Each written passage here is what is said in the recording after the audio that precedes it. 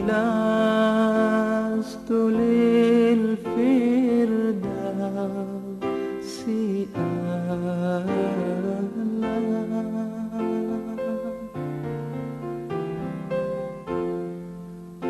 ولا أقوى على Bismillahirrahmanirrahim. Assalamualaikum warahmatullahi wabarakatuh. Alhamdulillahirabbil alamin.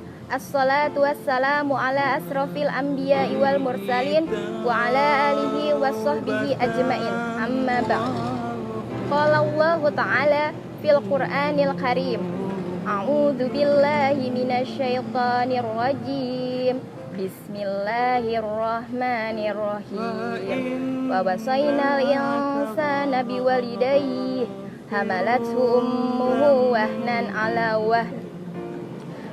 wahnin wa fisaluhu fi amaini anishkur li wa liwalidayhi ilayyal masir.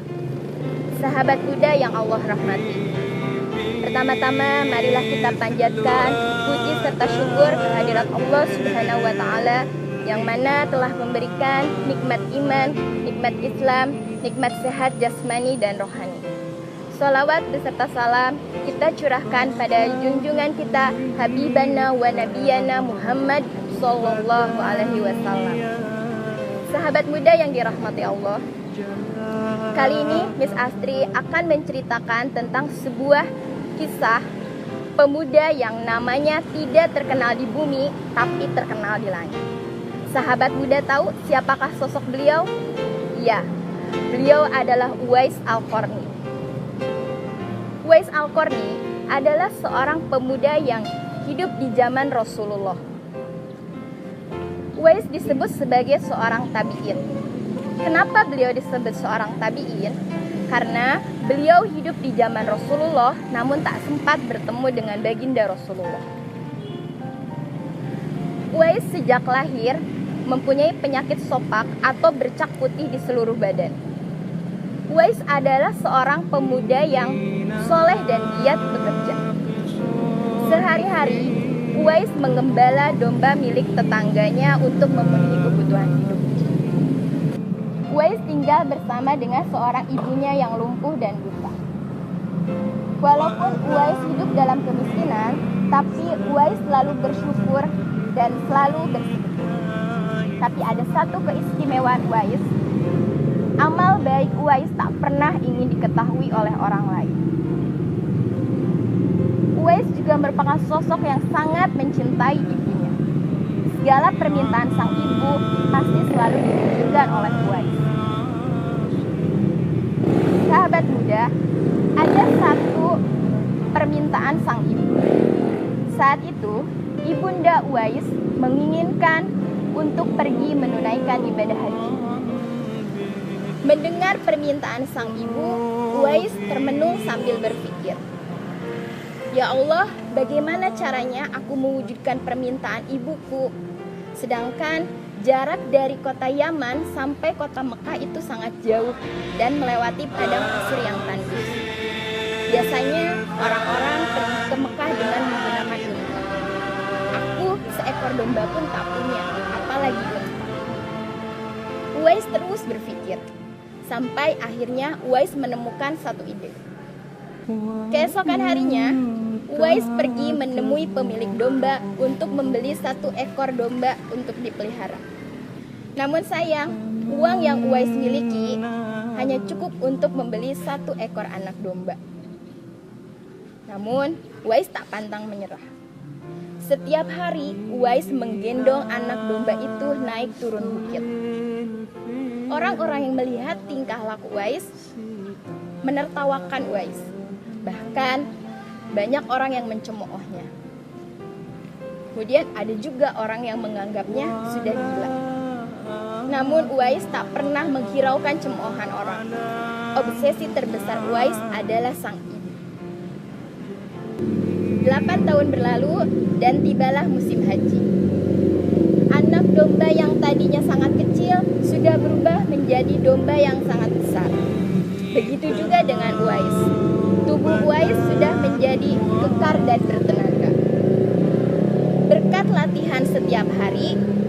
memikul beban berat sudah tak terasa lagi buat Uwais. Akhirnya Uwais memutuskan untuk pergi haji bersama sang ibu. Dan sahabat muda tahu dengan cara apa Uwais pergi ke Mekah?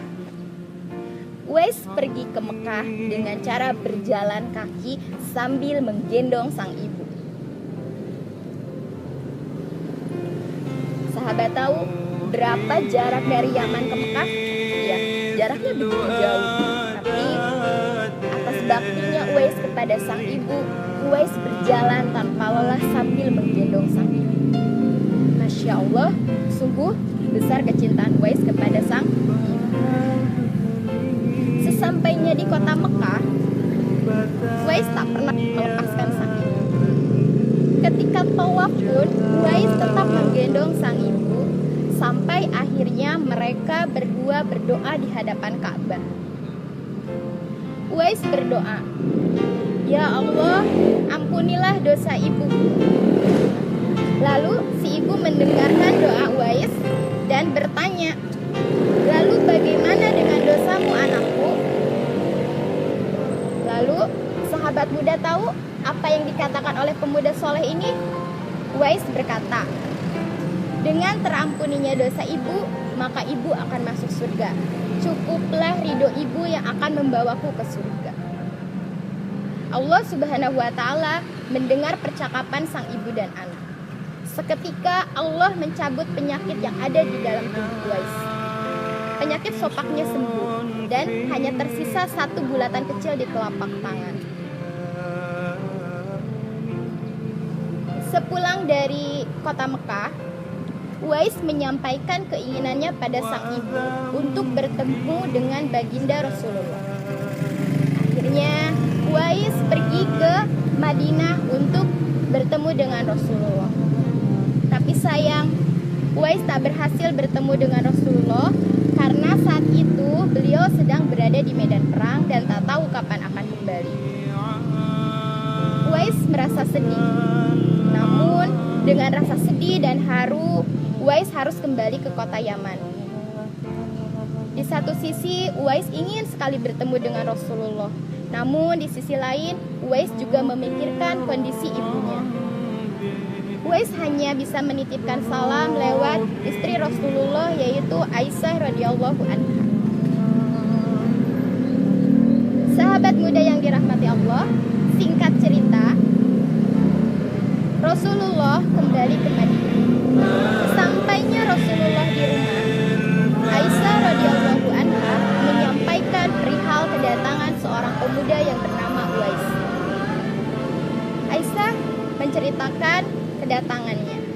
Seketika itu juga Rasulullah langsung mengetahui siapa itu sosok Uwais. Rasulullah berkata kepada Aisyah, "Dia adalah Uwais, seorang pemuda yang taat kepada ibunya, dan namanya sangat terkenal di langit." Selain bercerita kepada Aisyah, Rasulullah pun bercerita kepada para sahabat seperti Umar bin Khattab dan Ali bin Abi Thalib. Rasulullah berkata kepada para sahabat, "Apabila kalian bertemu dengan Uwais, mintalah doa dan istighfar kepadanya, seperti yang telah disebutkan dalam hadis Sahih Muslim Syarah An-Nawawi nomor 2542, yang artinya, sesungguhnya tabi'in terbaik adalah Uwais Al-Qarni. Ia memiliki seorang ibu dan memiliki penyakit kulit. Perintahkanlah kepadanya untuk memintakan ampun bagi kalian." Nah, pada akhir hayat Uwais, ada satu hal yang menggemparkan ketika Uwais meninggal. Sahabat muda tahu apa itu? Ketika Uwais meninggal, tiba-tiba banyak orang yang berdatangan untuk mengurusi jenazah dan pemakamannya. Sampai para tetangga merasa heran, siapakah Uwais? Kenapa dikala dia meninggal banyak sekali orang yang berdatangan dan mau mengurusi jenazahnya? Ternyata karena kesolehannya ini, Allah kirimkan para malaikat dan para penghuni langit untuk mengurusi jenazah Uwais Al-Qarni. Masya Allah, sungguh mulia sekali sosok Uwais sampai para malaikat dan penghuni langit pun turun untuk mengurusi jenazah Uwais.